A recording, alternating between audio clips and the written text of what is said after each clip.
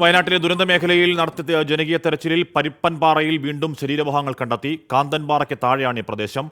പുഴയുടെ സമീപത്ത് നിന്ന് 2 കാലുകൾ ഉൾപ്പെടെയാണ് കിട്ടിയത്. അതിനിടെ മുണ്ടക്കൈക്ക് സമീപം അട്ടമലയിൽ പുലി ഇറങ്ങി. നാട്ടുകാർ ശബ്ദമുണ്ടാക്കിയതോടെ പുലി ഓടി മറയുകയായിരുന്നു എന്ന് പ്രദേശവാസികൾ പറഞ്ഞു. സജോ ദേവസ്യ മുണ്ടക്കൈയിൽ ചേരുന്നു. സജോ, ഈ മേഖലയിലൊക്കെ ഒരിക്കൽ പരിശോധന നടത്തിയതല്ലേ? അവിടെ വീണ്ടും ആഴത്തിൽ പരിശോധന നടത്തുമ്പോൾ വീണ്ടും ശരീരഭാഗങ്ങളൊക്കെ കിട്ടുന്നുണ്ടെങ്കിൽ ഇനിയും ഏതേത് മേഖലകളിൽ എന്തൊക്കെയാണ് എന്നറിയാത്ത വലിയ വേദന അവിടെ ചൂഴ്ന്നു നിൽപ്പുണ്ട്. സജോ.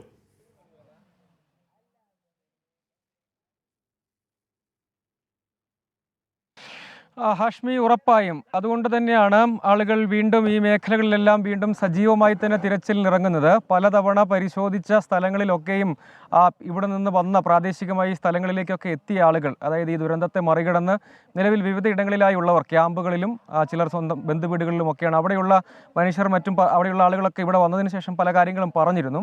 അതിൻ്റെ എല്ലാം അടിസ്ഥാനത്തിലൊപ്പം സന്നദ്ധ പ്രവർത്തകർ തന്നെ കഴിഞ്ഞ ദിവസങ്ങളിലൊക്കെ അവർക്ക് കൂടുതൽ സംശയം തോന്നിയ ഇടങ്ങളിലൊക്കെ പരിശോധന ഇനിയും ആവശ്യം ഉണ്ടെന്ന് പറഞ്ഞിരുന്നു. അങ്ങനെയാണ് കാന്തൻപാറയ്ക്ക് സമീപമുള്ള കുറച്ചുകൂടി താഴ്ഭാഗത്തുള്ള പരപ്പൻപാറ എന്ന സ്ഥലത്ത് പരിശോധന നടത്തുന്ന ഘട്ടത്തിൽ സന്നദ്ധ പ്രവർത്തകർ പരിശോധന നടത്തുകയാണ്. ശരീര ഭാഗങ്ങൾ ലഭിച്ചത് അത് ആശുപത്രിയിലേക്ക് മോർച്ചറിയിലേക്ക് മാറ്റാനുള്ള പ്രവർത്തനങ്ങൾ നടന്നു വരികയും ചെയ്യുന്നുണ്ട്. ആ മേഖല, അതായത് കഴിഞ്ഞ ദിവസവും ആ മേഖലയിൽ നിന്ന് ശരീരഭാഗങ്ങൾ കണ്ടെത്തിയിരുന്നു. അതായത് കൂടുതൽ വലിയ ഒഴുക്ക് താഴേക്കുണ്ടായ ഒരു പ്രദേശം കൂടിയാണ്. അങ്ങനെ വരുമ്പോൾ അങ്ങോട്ടേക്ക് കൂടുതൽ ശരീരഭാഗങ്ങളും മൃതദേഹങ്ങളും ഒക്കെ ഉണ്ടായിരിക്കാൻ സാധ്യതയുണ്ടെന്ന് നേരത്തെ തന്നെ ആളുകൾ പറഞ്ഞൊരു സ്ഥലം കൂടിയാണ്. അതായത് യഥാർത്ഥത്തിൽ ഇപ്പോൾ തന്നെ ഔദ്യോഗിക കണക്ക് പരിശോധിച്ചാൽ 130ഓളം ആളുകളെ കണ്ടെത്താനുണ്ട്. അത് യഥാർത്ഥത്തിൽ കൃത്യമായ കണക്ക് കൂടി പ്രസിദ്ധീകരിക്കപ്പെട്ടാൽ അത് എത്രയോ ഉയരത്തിലായിരിക്കും, എത്രയോ ഉയർന്ന നമ്പർ ആയിരിക്കുമെന്ന് നമുക്ക് തന്നെ അറിയാം. അതാണ് ഒരു കാര്യം. മറ്റൊന്ന്, ഇതിനിടെ ഈ പ്രദേശത്ത് അട്ടമല ഭാഗത്തൊരു പുലി ഇറങ്ങി അവിടെ ഒരു പശുവിനെ ആക്രമിച്ചു.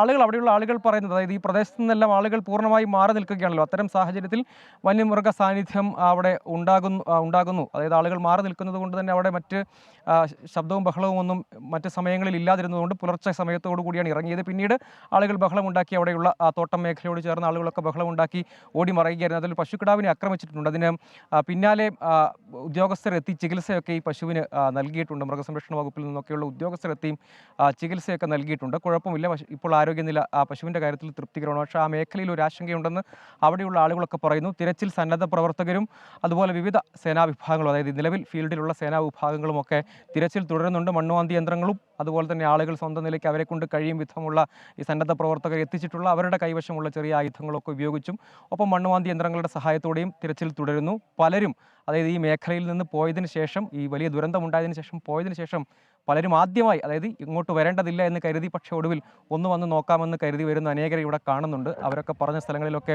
തിരച്ചിൽ സജീവമായി പുരോഗമിക്കുന്നുണ്ട്. അവരൊക്കെ ഈ ദുരന്തത്തിൻ്റെ യഥാർത്ഥ പ്രതീകങ്ങളായി ഈ ഭൂമിയിലൊക്കെയുണ്ട്. അവരൊക്കെ വന്നു നോക്കുന്നു. പലരുടെയും വീടുകളിലെ യഥാർത്ഥത്തിൽ മൺകൂനയും പാറക്കൂട്ടങ്ങളും മാത്രമാണ്. ഹാഷ്മി, ഏതായാലും സന്നദ്ധ പ്രവർത്തകർ സജീവമായി അവരുടെ ജോലി തുടരുന്നുണ്ട്. ഫീൽഡിലുള്ള സേനാ വിഭാഗങ്ങളും ഇവിടെയുണ്ട്. തിരച്ചിൽ പുരോഗമിക്കുകയും ചെയ്യുന്നുണ്ട്. അവിടെ ജനകീയ തെരച്ചിൽ നടക്കാൻ ജനതെരച്ചിൽ വിവരങ്ങൾ നൽകിയായിരുന്നു സജോ ദേവസ്വം. അത് അവിടെ ഇപ്പോഴും അവിടെ തെരച്ചിൽ തുടരുകയാണ്. ഇന്നും ശരീരഭാഗങ്ങൾ കണ്ടെത്തിയെന്ന് പറയുമ്പോൾ ആ മേഖലയിലൊക്കെ ഇനിയുമുണ്ട് ശരീരഭാഗങ്ങളും ശരീരങ്ങളും എന്നൊക്കെയുള്ള വലിയ ആശങ്ക അവിടെയുണ്ട്.